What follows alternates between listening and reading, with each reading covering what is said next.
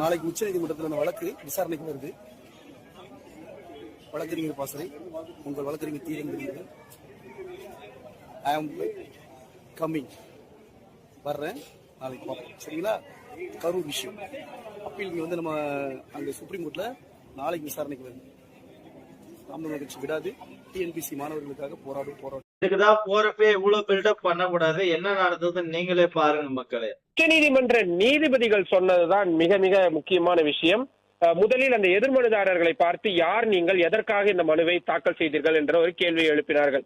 உடனே அவர்கள் நான் ஒரு அரசியல் கட்சியை சார்ந்தவன் என்று சொன்ன உடனேயே நீதிபதிகள் தெரிகிறது, இது போன்ற விஷயங்களில் நீங்கள் இப்படி வருகிறீர்கள் என்றால் அதில் அரசியல் இருக்கிறது என்பதை எங்களால் புரிந்து கொள்ள முடிகிறது.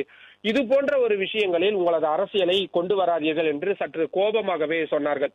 போனவொடனே கேஸ டிஸ்மிஸ் வாங்கிடலாம், வின் பண்ணிடலாம் சொல்லிட்டு ஒரு ஆர்வத்துலதான் உள்ள போயிருந்தாங்க.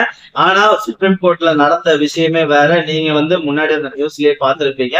உங்க அனைவருக்குமே தெரியும் இந்த கரூர் வழக்கு என்ன அப்படின்றது, இந்த ஜாப் வழக்குன்றது. அதாவது இந்த கூட்ட நெரிசல்ல 41 பேர் உயிரிழந்துட்டாங்க. அதுல 31 குடும்பங்களுக்கு தமிழக அரசு அரசு வேலையை அறிவிச்சிருந்தாங்க. நாம் தமிழர் கட்சியை சார்ந்தவங்க உயர் நீதிமன்றத்துல மனு தாக்கல் செஞ்சு அந்த மனுவின் அடிப்படையில உயர் நீதிமன்றம் இந்த தமிழக அரசு வழங்கிய உத்தரவு ரத்து செஞ்சு ஆர்டர் போட்டிருந்தாங்க. இதை எதிர்த்து தான் தமிழக அரசு அப்பீல் போயிருந்தாங்க சுப்ரீம் கோர்ட்ல. அதன் அடிப்படையில தான் சுப்ரீம் கோர்ட் இப்ப ஒரு இடைக்கால தடை இந்த உத்தரவின் மேல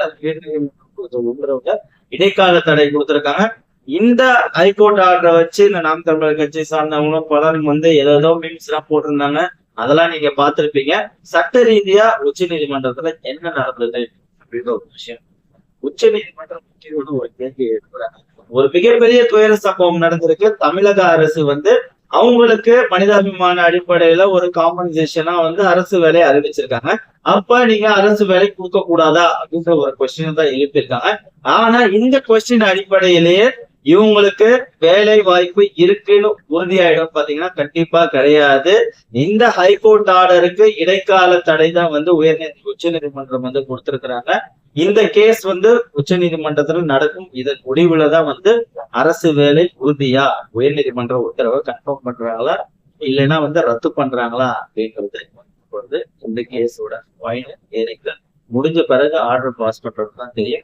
இந்த கரூர் ஜாப் வழக்கை பொறுத்த வரைக்கும் 3 முக்கியமான விஷயங்கள் நடந்திருக்கு. ஒரு மிகப்பெரிய அரசியல் களமா இந்த வழக்கை பார்த்து இன்னொரு விஷயங்கள் சட்டத்தின் படியும் ஆர்டிகல் 14 ஆர்டிகல் 16 அடிப்படையில சட்டத்தின் படியும் இந்த வழக்கை விசாரிச்சு அதற்கான தீர்வுகள் வர்றதுக்கான வாய்ப்புகள் இருக்கு.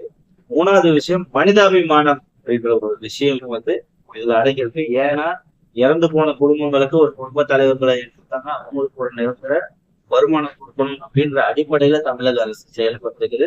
இந்த மனிதாபிமானத்தின் அடிப்படையில் இந்த வழக்கு உருவாகும்.